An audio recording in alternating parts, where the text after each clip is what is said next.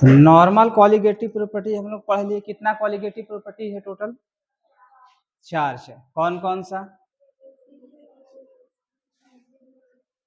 Relative lowering of vapour pressure,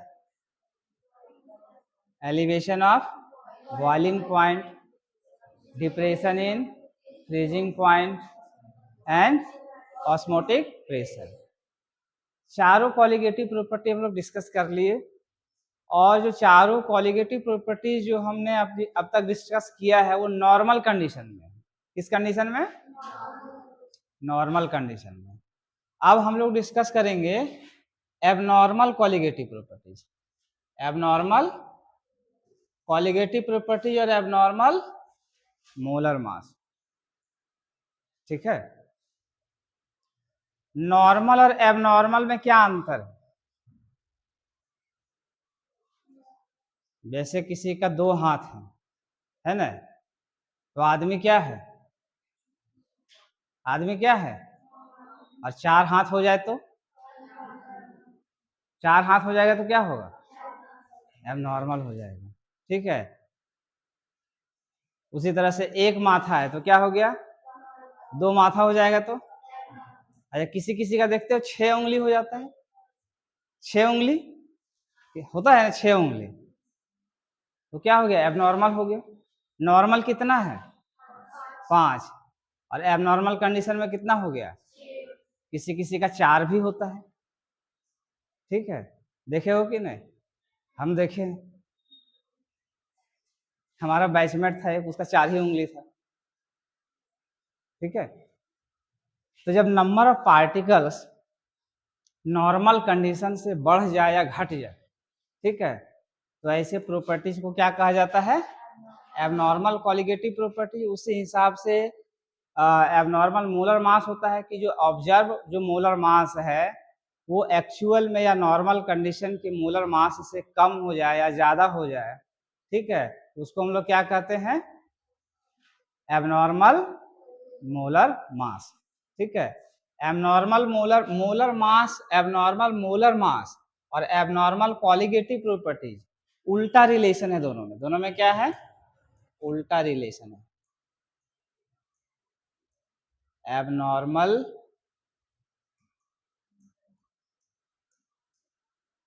molar mass जो होता है वो इन्वर्सली प्रोपोर्शनल होता है एबनॉर्मल कॉलिगेटिव प्रॉपर्टी। शॉर्ट में सीपी मतलब क्या हो गया? Colligative property. मतलब क्या हो गया कि अगर कॉलिगेटिव प्रॉपर्टी ज्यादा हो गया, बढ़ गया, तो मोलर मास क्या होगा? घट जाएगा। अगर कॉलिगेटिव प्रॉपर्टीज कम हो गया तो मोलर मास ज्यादा हो जाएगा, और ज्यादा हो गया तो कम हो जाएगा। यही हो गया उल्टा रिलेशन। ठीक है। और ये पार्टिकल में किस वजह से होता है? पार्टिकल में जो होता है वो किसके वजह से होता है? पार्टिकल का एसोसिएशन या डिसोसिएशन की वजह से। तो एक एक करके हम लोग डिस्कस करेंगे। एबनॉर्मल मोलर मास क्या है, एबनॉर्मल कॉलिगेटिव प्रॉपर्टीज क्या है, और जो कॉलिगेटिव प्रॉपर्टीज हम लोग डिस्कस किए हैं अगर वो एबनॉर्मल हो जाता है तो कितना से एबनॉर्मल होगा, किस फैक्टर से एबनॉर्मल होगा, उस फैक्टर को क्या कहते हैं, और अलग अलग अगर सॉल्यूट सब्सटेंस होगा डिफरेंट नेचर्स का, ठीक है, तो वो किस तरह का एबनॉर्मल बिहेवियर को शो करेगा। ठीक है। यही सारा चीज हम लोग डिस्कस करेंगे आज के क्लास में। तो एबनॉर्मल मोलर मास क्या है? आ जाओ, टाइम पे आया करो तुम लोग। कभी कभी क्या होता है, अभी हम बताए समझाए, कभी कभी क्या होता है, ऑब्जर्व मोलर मास जो होता है, ऑब्जर्व मोलर मास जो होता है वो क्या होता है? या तो कम हो जाएगा या तो ज्यादा हो जाएगा। हाइयर और lower than expected, then expected. जो एक्सपेक्टेड वैल्यू है, जो हम लोग मान के चलते हैं, उस वैल्यू से या तो अधिक हो जाएगा या तो कम हो जाएगा मोलर मास। ठीक है। जब ऐसा सिचुएशन अराइज होता है किसी सॉल्यूशन में, ये क्या होता है, इंडिविजुअल पार्टिकल्स में ऐसा नहीं होता है। कहाँ पे होगा ये बिहेवियर, कहाँ से होता है, सिर्फ सॉल्यूशन में।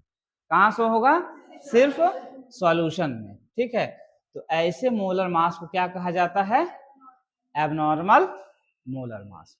ठीक है, जैसे कि फॉर एग्जाम्पल मान लो एसिटिक एसिड है, क्या है, एसिटिक एसिड है CH3COOH।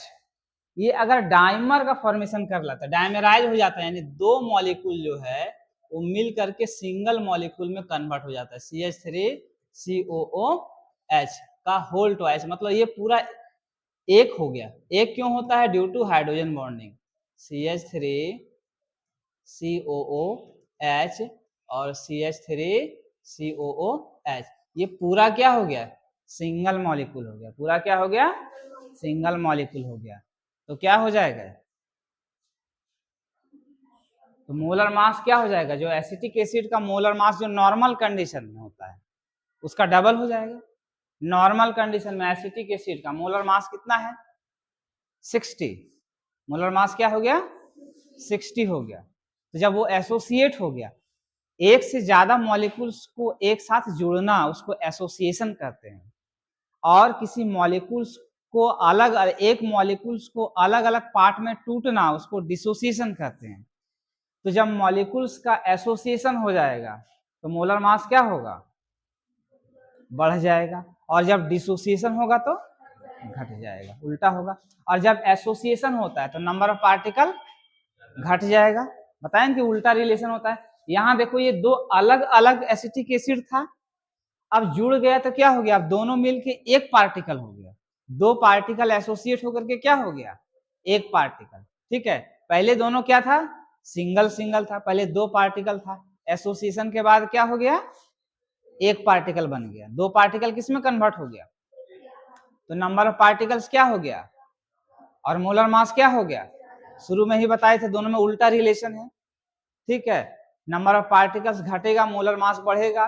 ठीक है, मोलर मास बढ़ेगा, नंबर ऑफ पार्टिकल्स घटेगा। ठीक है, एसोसिएशन होगा तो क्या हो जाएगा, इसका मोलर मास बढ़ जाएगा, और बढ़े हुए मोलर मास को, यानी अब इसका मोलर मास जो है 120 होगा, 60 के जगह पर क्या होगा, 120 हो जाएगा डायमेराइज होने के बाद। ठीक है, तो 120 क्या हो गया, abnormal molar mass of acetic acid. समझ में आया बात। इसी को यहाँ पे कह रहा है higher molar mass is observe due to association of molecules या पार्टिकल। जब पार्टिकल का एसोसिएशन होता है तब क्या हो जाएगा, जो ऑब्जर्व मोलर मास है वो एक्चुअल मोलर मास से बढ़ जाएगा। ठीक है, हाई हो जाएगा, हायर मोलर मास ऑब्जर्व होगा कब, जब एसोसिएशन होता है। जैसे कि for example acetic acid in benzene, ये भी ध्यान रखना है कि किसी सॉल्वेंट में ऐसा बिहेवियर शो करता है, वाटर में नहीं होगा। ठीक है, एसिटिक एसिड वाटर में अगर उसको डिसॉल्व करेंगे या किसी भी पोलर सॉल्वेंट में, ठीक है, तब एसोसिएशन नहीं होगा। ठीक है, वहां एसोसिएशन की जगह पर क्या होगा, डिसोसिएशन होगा, आयंस में टूट जाएगा।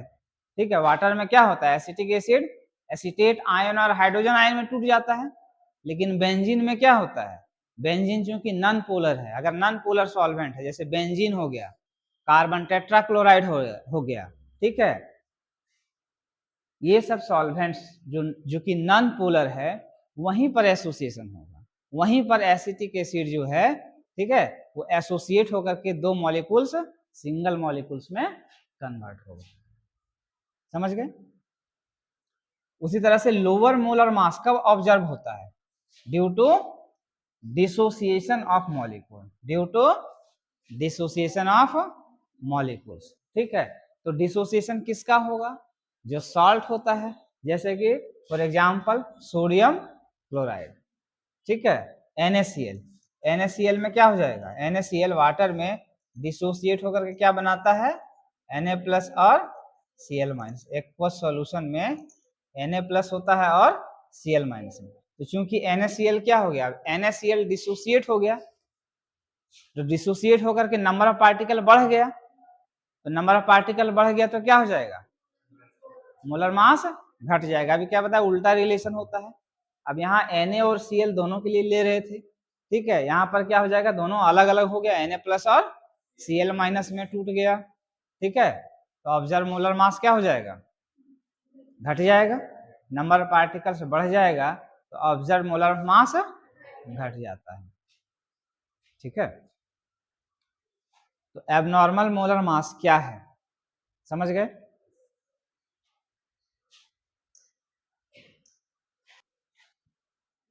Abnormal colligative properties,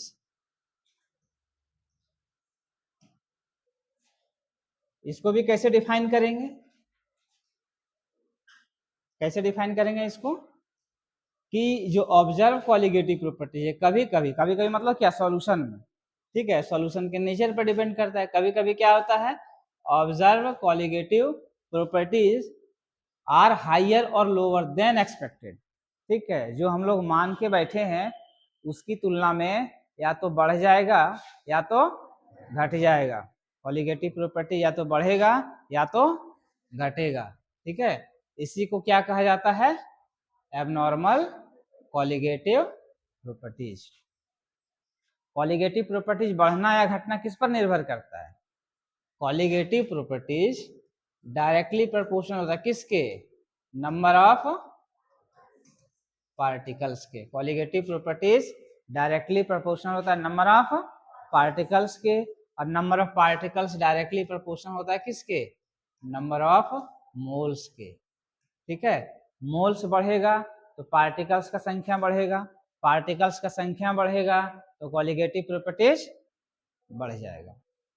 colligative properties यानी कि कॉलिगेटिव प्रॉपर्टी जितना भी है, चारों colligative property, relative lowering of vapour pressure, elevation of boiling point, depression in freezing point and osmotic pressure, ठीक है। तो चूंकि एबनॉर्मल मोलर मास का उल्टा होता है तो यहाँ बिहेवियर भी उल्टा होगा। हायर कॉलिगेटिव प्रॉपर्टीज कब शो होगा, कब ऑब्जर्व होगा, due to dissociation of molecules. Higher molar mass कब ऑब्जर्व होता था, due to association of molecules. लेकिन हायर कॉलिगेटिव प्रॉपर्टीज कब ऑब्जर्व होगा, due to dissociation of molecules. जैसे for example NaCl in water, ठीक है। जैसे फॉर एग्जांपल एक छोटा सा एग्जांपल देते हैं, बताओ, और ये क्वेश्चन भी आता है, इस तरह का क्वेश्चन भी आता है कि एक सॉल्यूशन है कि 1 मोलल NaCl सॉल्यूशन है और दूसरा है 1 molal glucose solution, 1 molal glucose solution. तो दोनों में से किसका एलिवेशन ऑफ बॉइलिंग पॉइंट ज्यादा होगा, या कोई भी colligative property, depression in freezing point, osmotic pressure, relative lowering of vapour pressure, ये दोनों में से किसका ज्यादा होगा, 1 मोलल NaCl का या 1 मोलल ग्लूकोज का। मोलालिटी तो या दोनों बराबर होगा, ये बताओ, मोलालिटी दोनों का बराबर है, लेकिन सॉल्यूशन में बिहेवियर क्या होगा, अलग अलग होगा ना। तो वाटर में NaCl कितना आयन में टूट जाएगा, 2 आयन में, तो नंबर ऑफ पार्टिकल एक के जगह पर क्या हो गया, 2 हो गया। और ग्लूकोज का नंबर ऑफ पार्टिकल क्या कितना होगा, एक ही रहेगा। ग्लूकोज इलेक्ट्रोलाइट नहीं है, ये नॉन इलेक्ट्रोलाइट है, ठीक है, इसलिए ग्लूकोज डिसोसिएट नहीं होगा, ग्लूकोज एसोसिएट नहीं होगा, ये नॉर्मल कंडीशन में रहेगा। लेकिन NaCl क्या होगा, ये एबनॉर्मल बिहेवियर शो करेगा, सॉल्यूशन में इसका पार्टिकल का संख्या बढ़ जाएगा, इसकी तुलना में डबल हो जाएगा।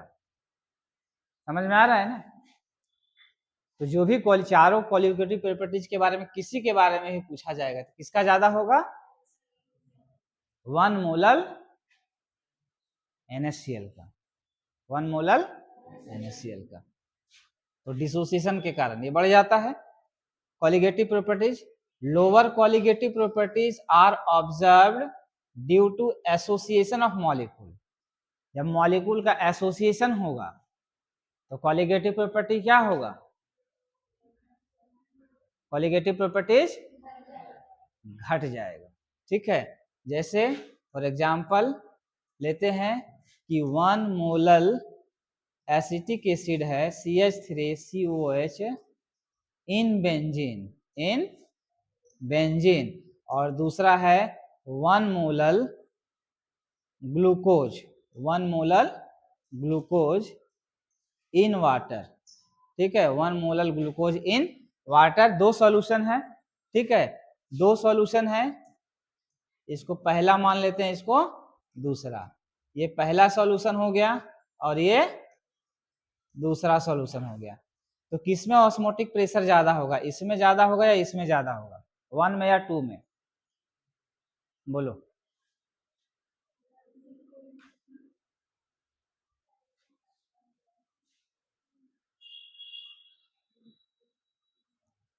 एसिटिक एसिड किसमें है, पोलर सॉल्वेंट में है या नॉन पोलर सॉल्वेंट में है? बेंजीन क्या है, नॉन पोलर सॉल्वेंट। तो नॉन पोलर सॉल्वेंट में एसिटिक एसिड क्या हो जाता है, डायमेराइज हो जाता है, एसोसिएट हो जाएगा। तो एसोसिएट होने से क्या होगा, नंबर ऑफ पार्टिकल क्या होगा, घटेगा कि बढ़ेगा, घट जाएगा। और इसमें क्या होगा, इसमें मान लो कि 10 पार्टिकल है, 10 मॉलिक्यूल ग्लूकोज का है पानी में। ठीक है, तो 10 ही ग्लूकोज रहेगा। और एसिटिक एसिड को बेंजीन में लेंगे, 10 मॉलिक्यूल एसिटिक एसिड का है, तो वो घट के कितना हो जाएगा डायमेराइज होने पर, 5। 2 मिलके 1 हो जा रहा है, 2 मिलके 1 हो जा रहा है। तो क्या होगा, 10 मॉलिक्यूल कितना हो गया, 5 मॉलिक्यूल। और इसमें 10 मॉलिक्यूल का 10 ही मॉलिक्यूल रहेगा। तो नंबर ऑफ पार्टिकल किस में ज्यादा है, 1 मोलर ग्लूकोज में। ठीक है, तो कॉलिगेटिव प्रॉपर्टीज या ऑस्मोटिक प्रेशर, कोई भी कॉलिगेटिव प्रॉपर्टीज किस में ज्यादा होगा, ग्लूकोज में कि एसिटिक एसिड सॉल्यूशन में, ग्लूकोज में। समझ में आया बात?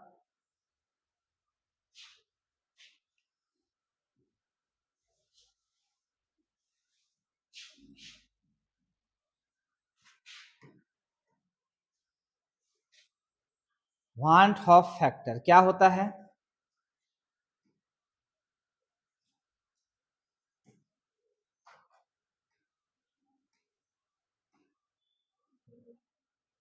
बोलो। वांट ऑफ फैक्टर बोलो क्या है, ये कितना से ज्यादा है या कितना से कम है।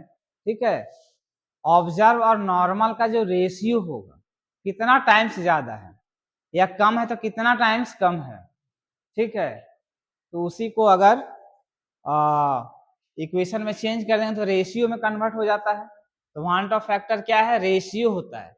क्या चीज का रेशियो, ऑब्जर्व कॉलिगेटिव प्रॉपर्टीज और नॉर्मल कॉलिगेटिव प्रॉपर्टीज का जो रेशियो है, इसी को क्या कहते हैं, इसी को क्या कहा जाता है, वांट ऑफ फैक्टर कहा जाता है। इसी को क्या कहते हैं, वांट ऑफ फैक्टर। ठीक है, it is the ratio of observe colligative properties to the normal colligative properties. दोनों, चूंकि एबनॉर्मल बिहेवियर दोनों पर लागू होता है और दोनों एक दूसरे के उल्टा रिलेशन है, दोनों के टर्म में तुम डिफाइन कर सकते हो।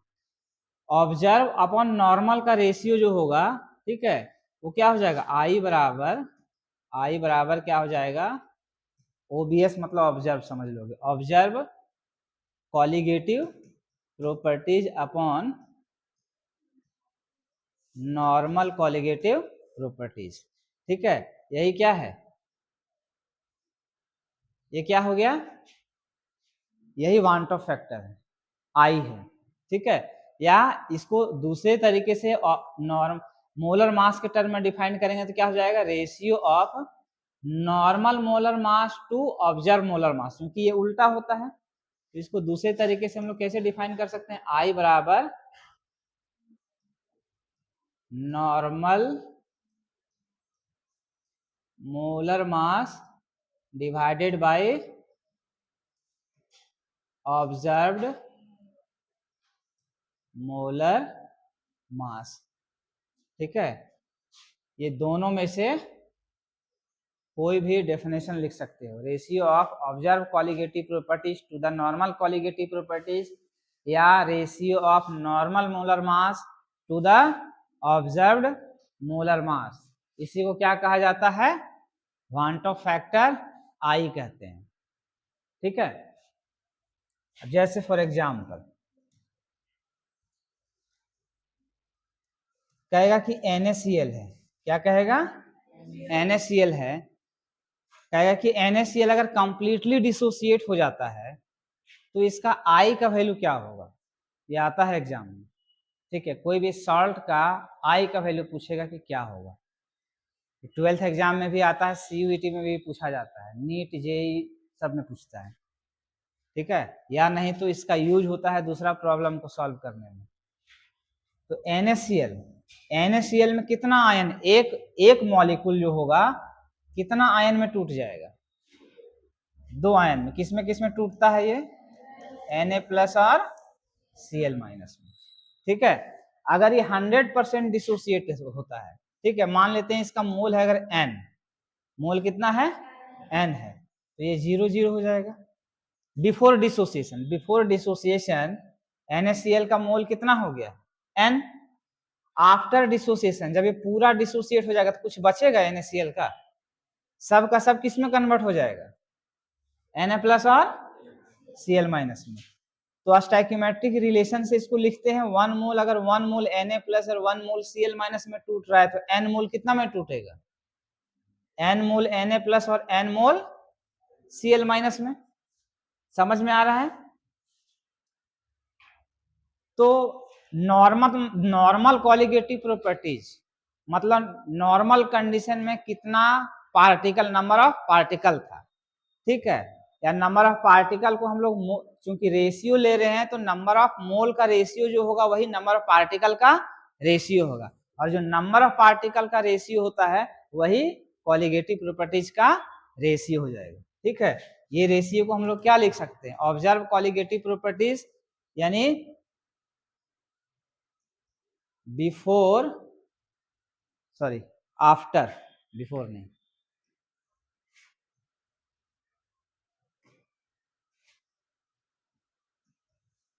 आफ्टर डिसोसिएशन और एसोसिएशन। ठीक है, मोल आफ्टर एसोसिएशन और डिसोसिएशन, और ये हो जाएगा मोल बिफोर एसोसिएशन और डिसोसिएशन। ठीक है, डिसोसिएशन के बाद जितना मोल होता है या एसोसिएशन के बाद जितना मोल होता है बटे डिसोसिएशन या एसोसिएशन के पहले जितना मोल होता है उसका रेशियो, ये क्या कहलाता है, ये क्या कहलाएगा, आई कहलाएगा, वांट ऑफ फैक्टर कहलाएगा।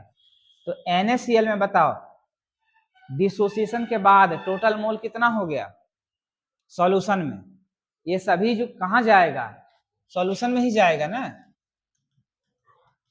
एक्वस सॉल्यूशन है तो Na+ और Cl- सॉल्यूशन में ही रहेगा ना।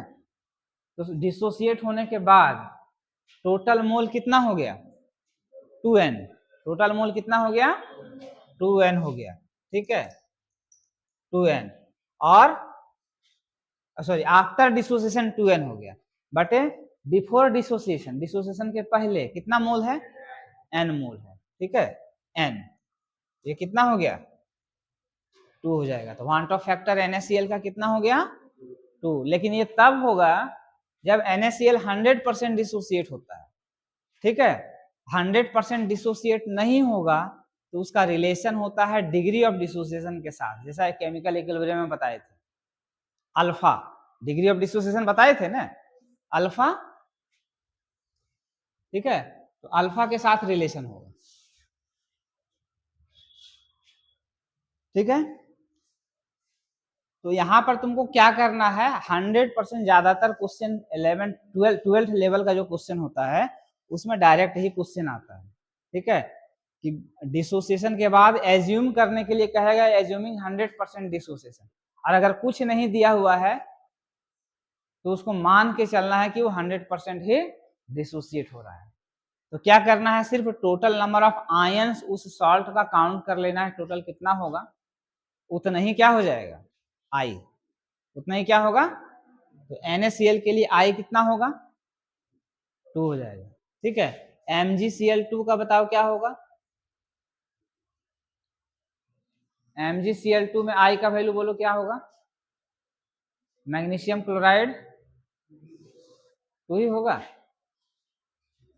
MgCl में कौन कौन सा आयन में टूटेगा ये, या कितना आयन, कौन कौन सा आयन से बना है ये, Mg प्लस होगा, Mg2 प्लस और Cl माइनस कितना ठो है 2 है, और Mg2 प्लस कितना है, ये किसमें टूटेगा, ये डिसोसिएट होगा तो किसमें टूटेगा, Mg2 प्लस और 2Cl माइनस, 2 ठो Cl माइनस है ना, कितना आयन हो गया, तो I कितना होगा, I 3 हो जाएगा। ठीक है, Na2SO4 इसमें बताओ, सोडियम सल्फेट इसमें कितना होगा,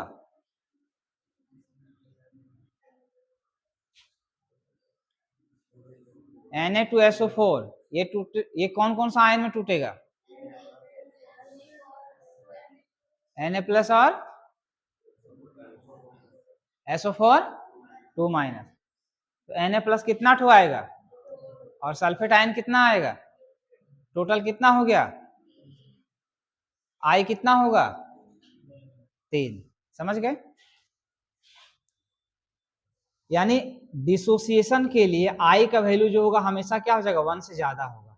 डिसोसिएशन के लिए आई का वैल्यू हमेशा क्या होगा 1 से ज्यादा होगा।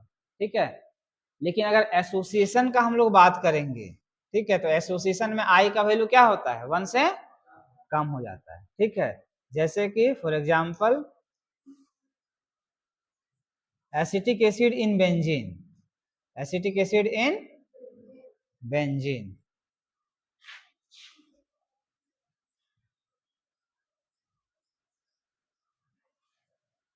अब ये चीज तुमको मेंशन रहेगा, जैसे यहाँ NaCl या कोई भी सॉल्ट है, तुम जान रहे हो कि इतना आयन में टूट रहा है, ठीक है, लेकिन कौन सा मॉलिक्यूल कितना मॉलिक्यूल में एसोसिएट हो रहा है ये तो तुमको पता नहीं है। तो ये तुमको दिया हुआ रहेगा क्वेश्चन में, हमेशा कोई भी एग्जाम में आएगा तो, कि डायमेराइज हो रहा है या ट्राइमेराइज हो रहा है। ट्राइमेराइजेशन मतलब 3 मॉलिक्यूल मिलके एक मॉलिक्यूल बना रहा है, डायमेराइजेशन मतलब 2 मॉलिक्यूल मिलके एक मॉलिक्यूल बना रहा है।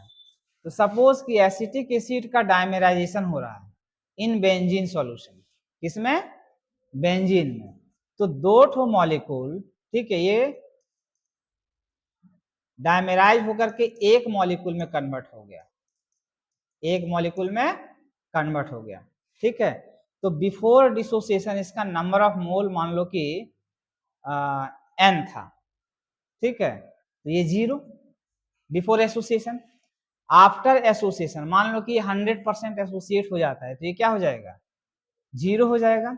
और ये कितना होगा, इसका 2 मोल से 1 मोल, तो 1 मोल से कितना हो जाएगा 1/2 मोल, तो n मोल से कितना हो जाएगा,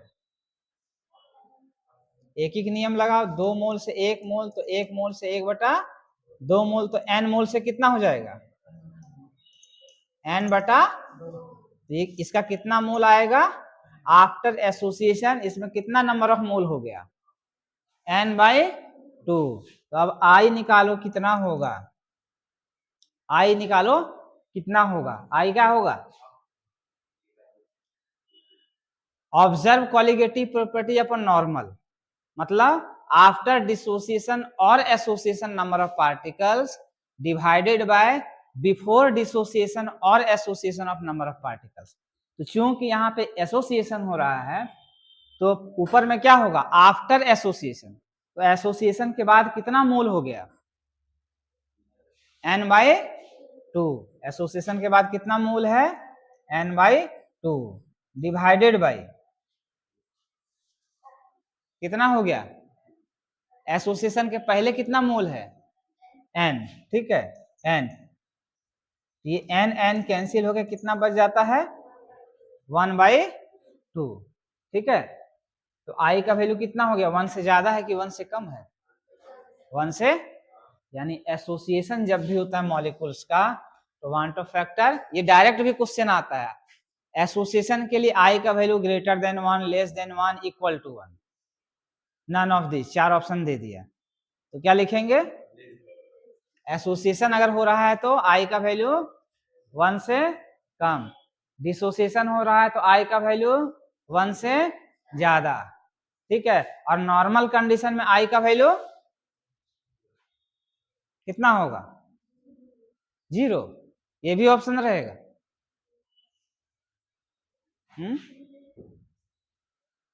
बोलो, 1 रहेगा ना। जब एसोसिएशन डिसोसिएशन कुछ नहीं हो रहा है तो before dissociation after dissociation number of mole बराबर ही रहेगा ना। और बराबर चीज का रेशियो कितना होता है? 2/2 बराबर कितना हो जाएगा? n/n बराबर कितना होगा? तो बिफोर डिसोसिएशन भी मोल n है, आफ्टर डिसोसिएशन भी मोल n है, तो I बराबर कितना हो जाएगा? यानी अगर कोई डिसोसिएशन या एसोसिएशन नहीं हो रहा है तो I कितना हो जाएगा? 1 हो जाएगा, ठीक है। समझ गए?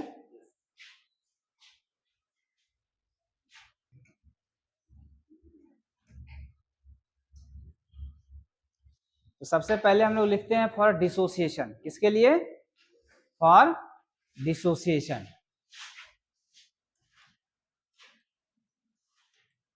Relation between I and alpha. First में किसके लिए? फॉर डिसोसिएशन, डिसोसिएशन के लिए, ठीक है। तो एक जनरल कोई मॉलिक्यूल लेते हैं जो कि डिसोसिएशन कर सकता है, और वो क्या लेते हैं? AXBY, ठीक है, AXBY, ठीक है। तो ये डिसोसिएट होगा तो क्या हो जाएगा? XAY प्लस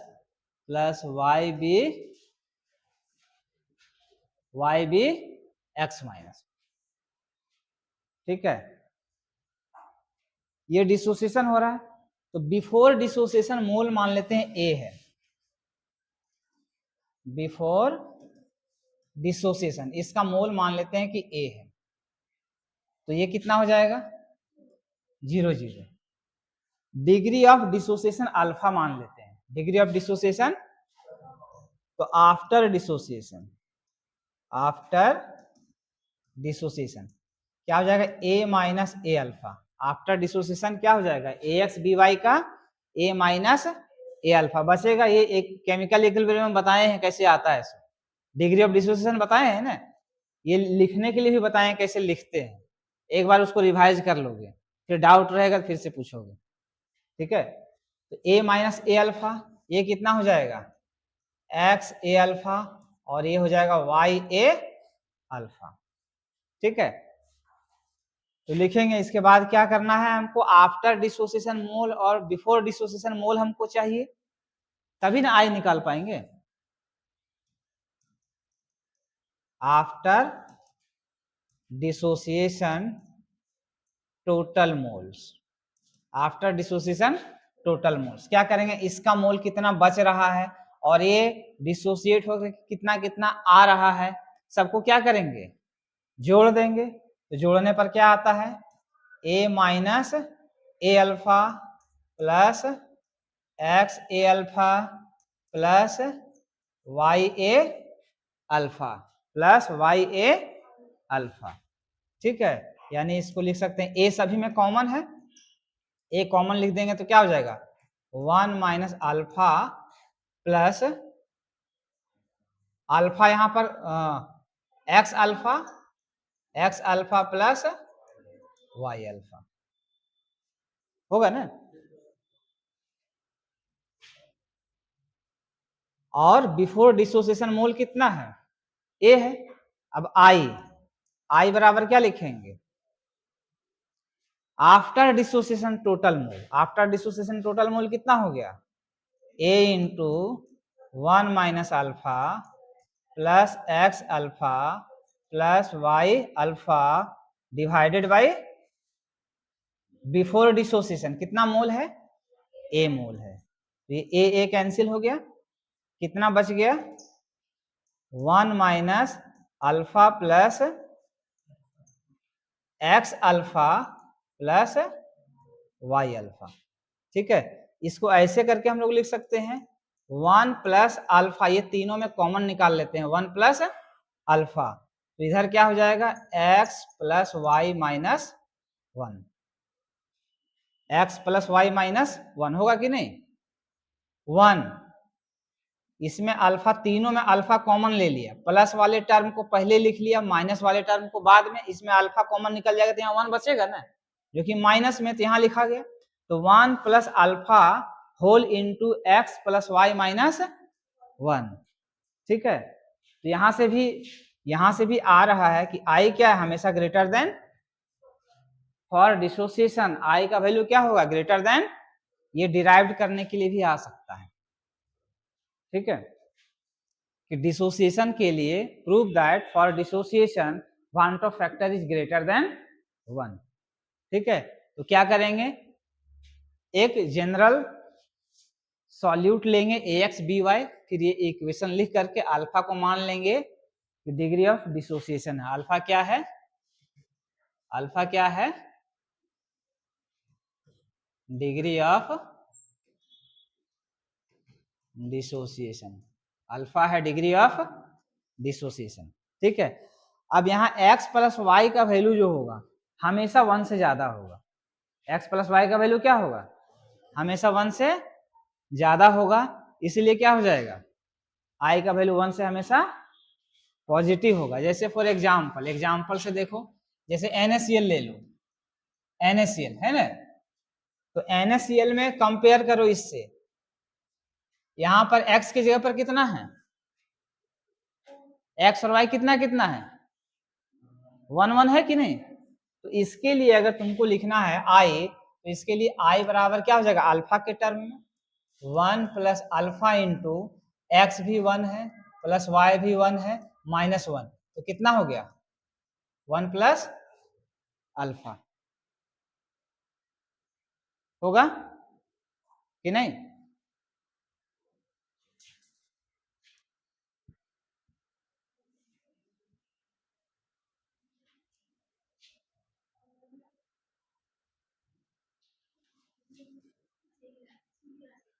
ये समझ में आ गया ना।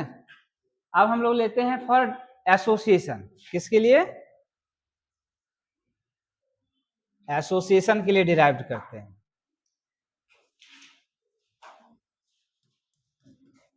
फॉर एसोसिएशन, एसोसिएशन के लिए अब जनरल मॉलिक्यूल्स ले लेते हैं कि मान लो कि n मोल है A का और ये एसोसिएट होकर के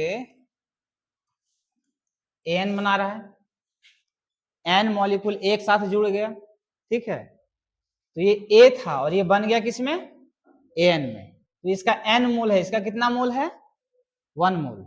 ठीक है, तो यहां भी लिखेंगे क्या बिफोर एसोसिएशन, वहां बिफोर डिसोसिएशन लिखते थे, यहां क्या हो जाएगा बिफोर एसोसिएशन। इसका मान लो कि मोल A है तो इसका कितना हो जाएगा 0। After association A minus A alpha, after association क्या हो जाएगा अल्फा, यहां पे क्या है degree of association, degree of association, क्योंकि यहाँ एसोसिएशन हो रहा है इसलिए यहाँ पे क्या निकालेंगे degree of association, A minus A alpha, और ये क्या हो जाएगा ए अल्फा बाय एन,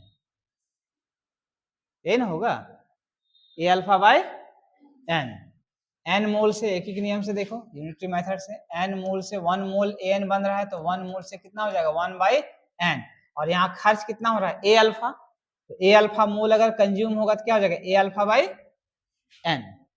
ठीक है, फिर क्या करेंगे total moles after association, total moles after association कितना हो जाएगा, सभी को जोड़ देंगे तो A minus A alpha plus क्या हो जाएगा, A alpha by N, A alpha by N.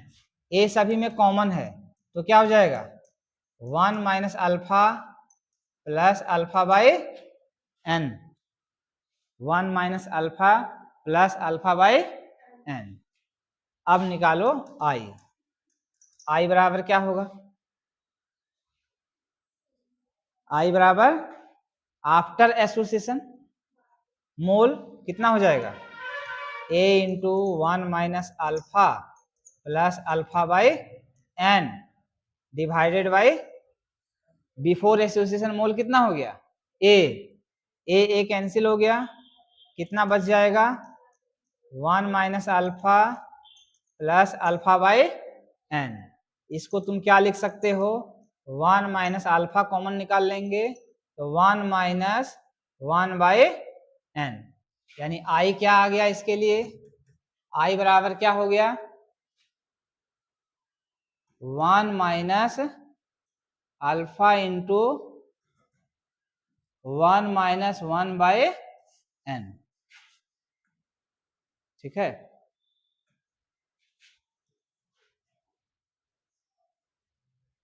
आई बराबर 1 minus alpha into 1 minus 1 by N. अब एन जो होगा वो मिनिमम कितना होगा, एन का वैल्यू मिनिमम कितना होगा, कम से कम तो डायमेराइजेशन होगा तो कम से कम 2 होगा ना, 2 मॉलिक्यूल मिलके एक मॉलिक्यूल बनाएगा तो कम से कम एन का वैल्यू कितना होगा, 2 होगा।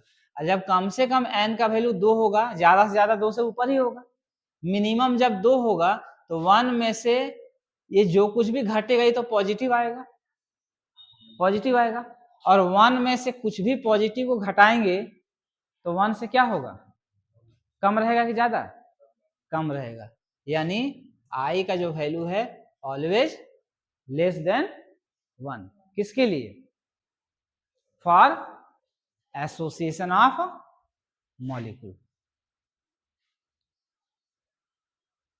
ठीक है,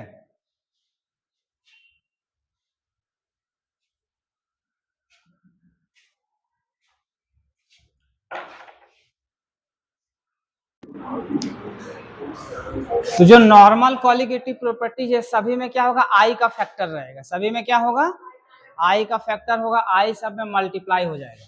तो पहला क्वालिटेटिव प्रॉपर्टीज क्या था, पहला क्वालिटेटिव प्रॉपर्टीज क्या था,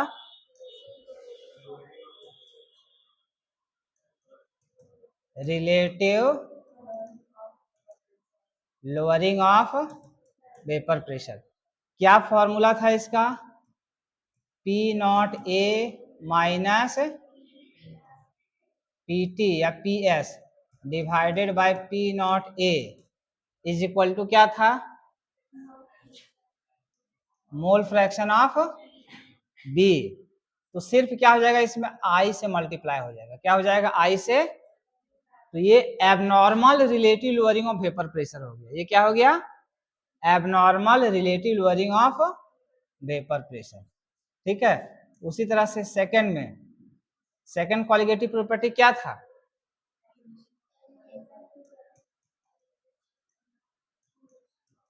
elevation of boiling point. Elevation of boiling point का क्या था फॉर्मूला, डेल्टा टीबी बराबर केबी इंटू एम। तो इसमें क्या हो जाएगा, केवल आई से मल्टीप्लाई हो जाएगा, क्या हो जाएगा, आई से मल्टीप्लाई हो जाएगा। ठीक है, तो ये हो गया abnormal elevation of boiling point. ठीक है, तीसरा क्वालिटेटिव प्रॉपर्टी क्या था, डिप्रेशन इन फ्रीजिंग पॉइंट, यानी कि डेल्टा टी एफ। क्या होता है फॉर्मूला बताओ, बोलो, ये सब याद रहना चाहिए तुरंत। के एफ इंटू, यहां भी आई से मल्टीप्लाई हो जाएगा, यहां भी क्या होगा, आई से मल्टीप्लाई हो जाएगा। फोर्थ क्वालिटेटिव प्रॉपर्टी क्या था, ऑस्मोटिक प्रेशर, पाई से डिनोट करते हैं इसको, पाई बराबर सी आर टी, गुड। पाई बराबर, तो इसमें भी क्या हो जाएगा, एबनॉर्मल ऑस्मोटिक प्रेशर लेंगे तो क्या हो जाएगा, आई से मल्टीप्लाई हो जाएगा। ठीक है, तो यही हो गया एबनॉर्मल कॉलिगेटिव प्रॉपर्टीज का फॉर्मूला। आई से सभी में मल्टीप्लाई करो, वांट ऑफ फैक्टर को भी इससे रिलेट करोगे तो क्या हो जाएगा, आई बराबर क्या हो जाएगा, observe divided by normal, normal या कैलकुलेटेड। ठीक है, तो काई भी डिवाइड कर देंगे तो आई बराबर क्या हो जाएगा, observe colligative properties upon normal या कैलकुलेटेड कॉलिगेटिव प्रॉपर्टीज, जो फॉर्मूला से कैलकुलेट होता है। ठीक है, सभी में वही चीज आएगा।